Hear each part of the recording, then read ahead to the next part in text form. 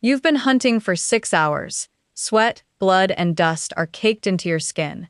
There's dirt under your fingernails that hasn't come out in weeks. The last time you washed anything, it was with river water, and that was days ago. There is no soap, no shampoo, no toothbrush, not even the concept of them. And this isn't a bad week. This is your entire life. You will hunt, sweat, heal, age, and eventually die having never once touched a bar of soap. So how did your ancestors survive that? Not just survive, but thrive, breed, raise children, and pass their genes all the way down to you. Without shampoo, without toothpaste, without a single bar of soap. The real answer is far stranger than you would expect. Your body was not built to be clean the way you think of clean today. It was built to be functional. It was built to survive a world with no pharmacies, and the tools it used to do that are still running inside you right now, quietly, underneath every modern hygiene habit you've ever learned. Start with your skin. Your skin is not just a wrapper. It's an ecosystem. Right now, trillions of microorganisms are living across its surface. Researchers like Dr. Rob Knight, who has spent years mapping the human microbiome, have shown that many of these organisms actively defend you. They compete with harmful bacteria for space and resources. They produce compounds that keep dangerous invaders from taking hold. Your ancient ancestors weren't washing this ecosystem away every day. They were living inside a working partnership with it. Here's the part that should surprise you. The version of hygiene you practice today is only a few generations old. Daily showers, antibacterial soap, hand sanitizer. Your great-great-grandparents didn't have most of this. Your ancestors 10,000 years ago had none of it. And yet humans didn't wipe themselves out with infection before soap was invented. Something else was doing the work. So what were they actually doing? Early humans used what was around them. Water was the original tool, and not just for drinking. Rivers, lakes, and rains served as places to rinse off sweat, blood, and dirt after a hunt or a long day of foraging. Anthropologists studying hunter-gatherer societies, including work compiled by researcher Richard Wrangham on early human behavior, note that access to water sources shaped where groups settled and how often they could clean themselves. Cleanliness wasn't a daily ritual, it was opportunistic. You washed when there was water nearby. You didn't when there wasn't. Ash and clay served a similar purpose. Rubbing ash onto skin could absorb oil and odor. Certain clays, still used by some indigenous communities today, have natural absorbent and even mildly antimicrobial properties. Your ancestors didn't understand the chemistry. They understood the result. It worked, so it stuck around. But here's where it gets more personal. Teeth were a different problem entirely. You probably brushed yours this morning without thinking twice.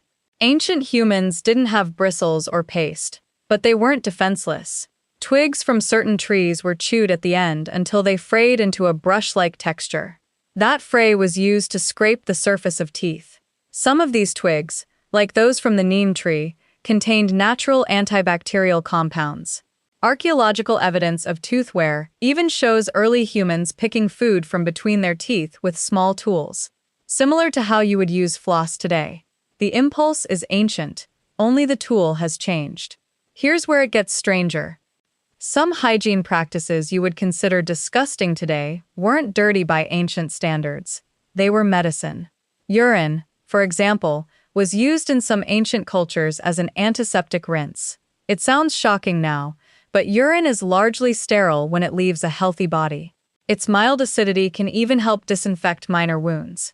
Ancient Romans reportedly used it, mixed with other ingredients, in early forms of mouth rinse and laundering. It wasn't ignorance. It was resourcefulness with the materials available.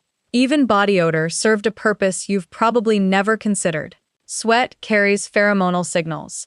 Researchers studying human olfaction, including work summarized by biologist Tristram Wyatt on chemical communication in humans, suggest something remarkable. That natural body scent may have played a role in mate selection and even in immune system compatibility. Some studies indicate that people are subconsciously drawn to the scent of partners with different immune profiles than their own. That difference could produce healthier offspring. In other words, what you now spend money masking with deodorant may have once been part of how your ancestors chose each other. But here's the twist. Does that mean ancient humans were healthier without soap? Not exactly. This is the part where the story gets more complicated. Life without modern hygiene came with real costs. Parasites were common. Lice, fleas, and intestinal worms were a near-constant companion for most of human history. Skeletal remains from ancient burial sites frequently show evidence of parasitic infection. Life expectancy was shorter, and infection was a leading cause of death, especially in childbirth and after injury. The absence of soap wasn't some hidden health secret. It was a trade-off, and it came at a real cost measured in human lives. So when did things start to shift?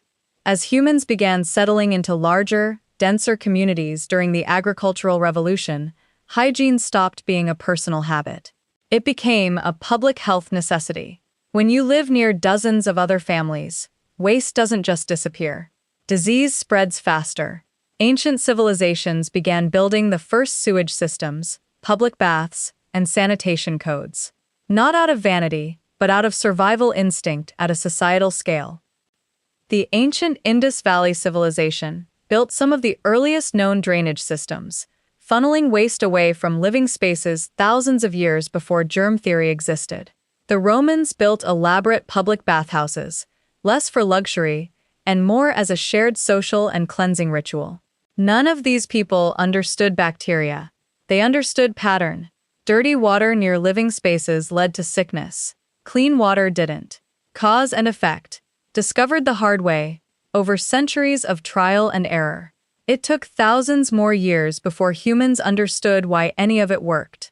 Germ theory, formalized by scientists like Louis Pasteur in the 19th century, finally explained what earlier humans had only sensed. Invisible organisms, not curses or bad air, were behind disease. Suddenly, hygiene wasn't just tradition. It was science with a mechanism attached. And once that mechanism was understood, everything accelerated. Soap became mass-produced. Toothbrushes became standardized. Hand washing became doctrine in hospitals after physicians like Ignaz Semmelweis proved, against fierce resistance from his peers, that simply washing hands between patients could drastically cut death rates. Something as basic as clean hands was once a radical, disputed idea. Which brings you back to that river. 6 hours into the hunt. Dirt caked into your skin. Days since you last washed anything at all. You don't think twice about washing your hands. You don't think twice about brushing your teeth or showering before bed. But every single one of those habits is the end result of millions of years of trial, error, near misses, and slow discovery. Your ancestors weren't dirty by accident. They were working with the only tools nature gave them, and their bodies adapted around the gaps. Your microbiome still carries the echo of that partnership. The bacteria on your skin right now are still, in part, doing the job they've done for millions of years, whether or not you scrub them away every morning.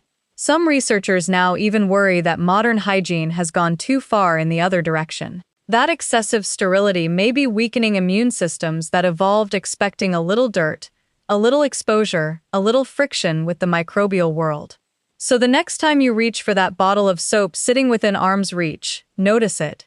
Notice how automatic the motion is. Notice how little thought it takes.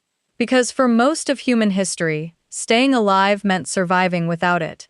And, somehow, 6 hours into that hunt, caked in dirt, with no soap and no idea what a microbiome even was, your ancestors did.